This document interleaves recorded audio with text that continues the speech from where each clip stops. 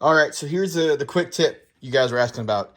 Go to a local hardware store, get a square tube, 1.25 by 48. It's about 21, 23 bucks, depending where you're at. It's long enough to where you can get a template with a little bit of extra room on the front and the back. Put it on top of the square tube and have clamping space. Next, get your template, lay out your lines. Once you do that, what I did is I cut in with the bandsaw about 1/8 of an inch from the line, so I don't have that much of a chunk for the router to cut through. You get that done.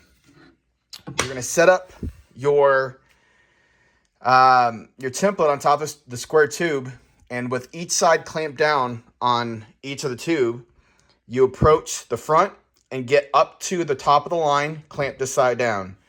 You go to this side, you go all the way up to the line on the back end.